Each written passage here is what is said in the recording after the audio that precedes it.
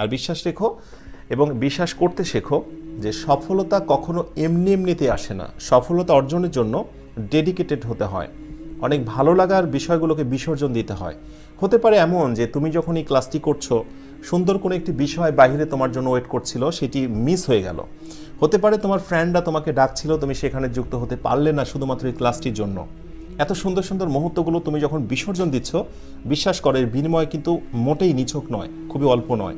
এই জন্য আমি বারবার তোমাদেরকে বলি, যখনই ক্লাসগুলো করতে বসবে, বাহিরে চিন্তাধারা বাদ দিয়ে একেবারে অন্যরকম মন মানসিকতা নিয়ে ক্লাসগুলো করতে বসবে। তোমরা কিন্তু নিজেরাও জানো যে আমি 100% মানে 100 ক্লাসের ক্ষেত্রে কতটা তোমার কি বলবো মানে লাইক দিস মনোযোগী বলতে পারো অথবা অ্যাটেন্টিভ বলতে পারো। আমি কিন্তু সবসময় কি মনে করি জানো, যে তোমরা কতজন বসে আছো ক্লাসটি করার জন্য, আর আমি ক্লাসটি নেব না হালকা কোনো অজুহাতে। জিনিসটি যেন এরকম কখনোই না হয়, আল্লাহ যেন আমাকে সেটি না করায়। প্লিজ আমি তোমাদের সবার কাছে বলবো, যদি ইংরেজি শিখতে চাও, শুরু থেকে শিখতে চাও, তাহলে অনেক বেশি নিবেদিত হও, অনেক বেশি ডেডিকেটেড হও, ভালো লাগার বিষয়গুলোকে বিসর্জন দাও। ইনশাআল্লাহ অবশ্যই তুমি সফল হবে। তুমি যদি কোনো কিছু শুরু করতে চাও এবং সেটার যদি সামনের দিকটার কথা ভাবো, একবারে সামনের দিকটা দেখতে চাও, আগামী দিনগুলো দেখতে চাও, তাহলে তোমার কাছে সেই পথ, সেই বিষয়টি অনেক বেশি কঠিন হবে।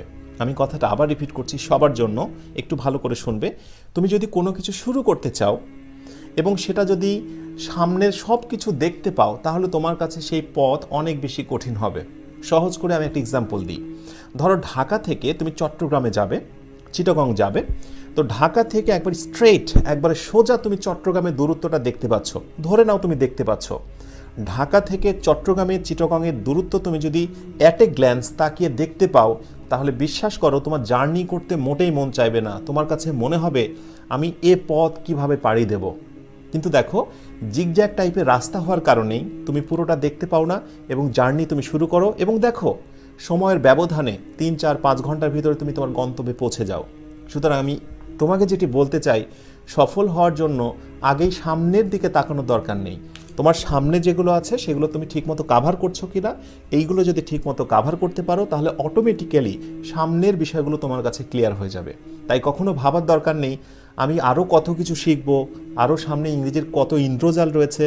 You should not think about this fact. এই বিষয়গুলো নিয়ে তোমার মোটেই ভাবা উচিত হবে না।